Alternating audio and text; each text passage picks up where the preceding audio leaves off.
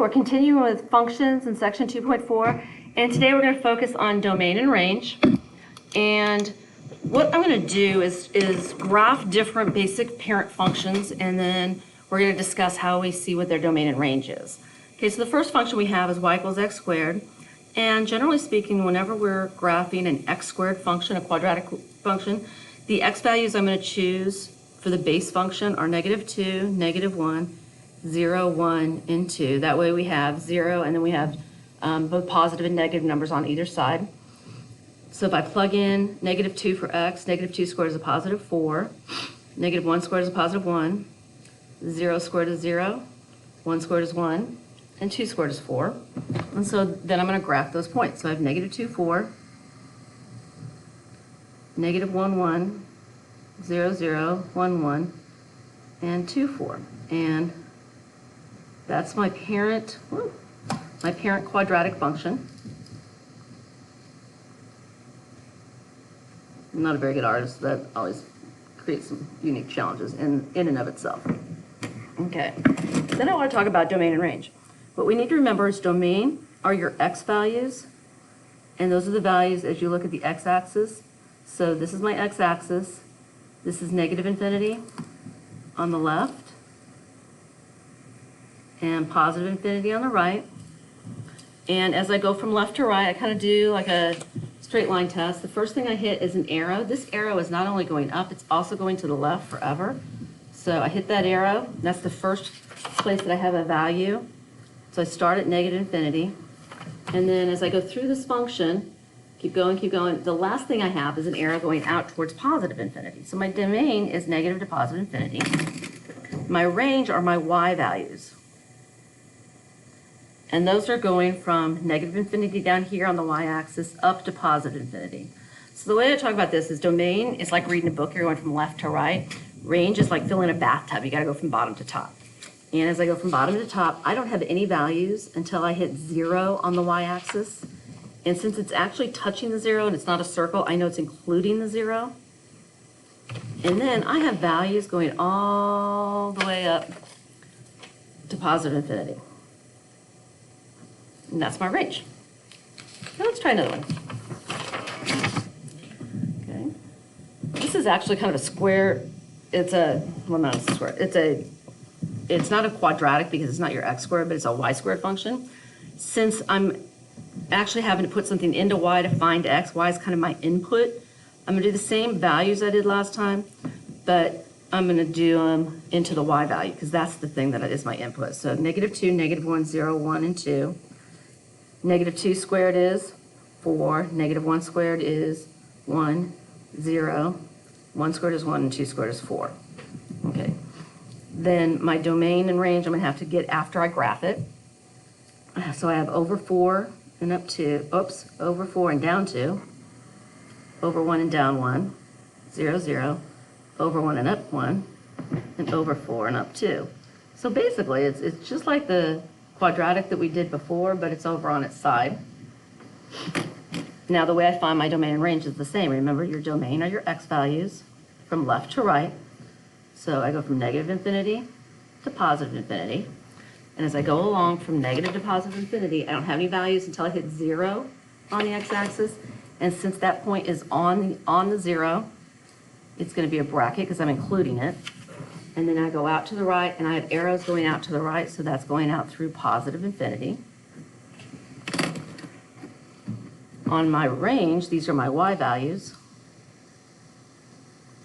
And those are along the y-axis from -infinity to positive infinity. And remember, these arrows are not only going to the left, they're also, this one's going down into the left, this one's going up into the, like I said left, I meant right, going down into the right and up into the right.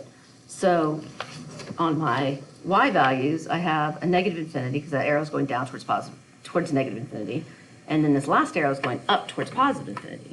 So my range is from -infinity to positive infinity. Okay, this time we've got a radical function, and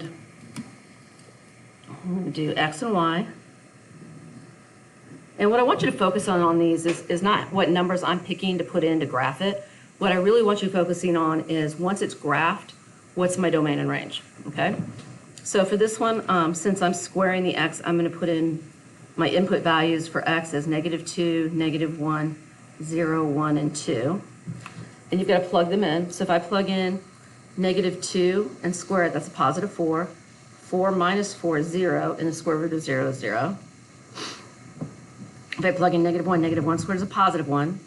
4 minus 1 is 3, so this is the square root of 3, or 1.73.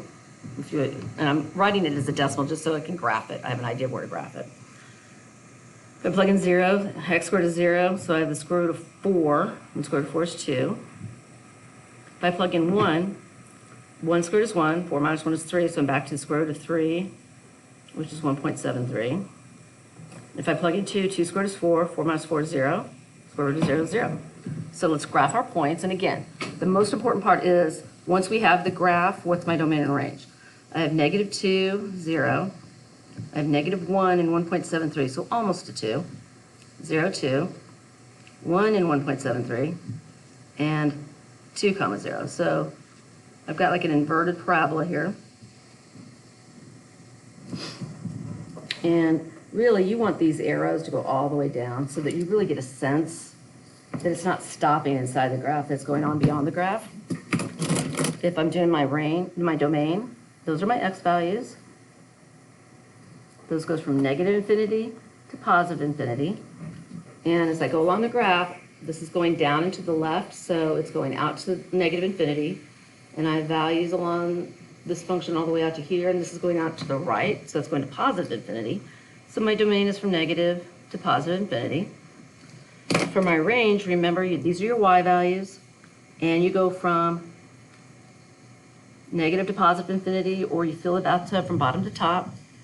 So here on the bottom, these arrows are going down towards -infinity, so I'm starting with -infinity, and I have values all the way up to here, and then it stops, and there's a point on that at 2, so it goes up to 2 with a bracket because I'm including the 2 because I have a solid point there. Okay, I've got one more I'm going to do. And again, remember, we're not worried about what values I'm picking to graph it. I'm just going to graph it, and then we're going to talk about domain and range. The focus on this section is domain and range. Since this is a cube root, I'm going to put perfect cubes in here. So I have -8, -2, no, not -2, that's not a perfect cube. -8, -1, 0, 1, and 8. And when we plug those in, the cube root of -8 is -2, cube root of -1 is -1, cube root of 0 is 0, 1, and +2. So let me get these graphed. I've got -8, -2, -1, -1, 0, 0, 1, 1, and 8, 2. And I know I'm doing the graphing part kind of quick because that's not the most important part here. The most important part here is my domain and range. Right? Domain are x values from -infinity to +infinity. Okay, so from negative to +infinity, this one's easy. It's going out to -infinity, and I have values all the way up to +infinity. So it's -infinity to +infinity. For my range, which is my y values,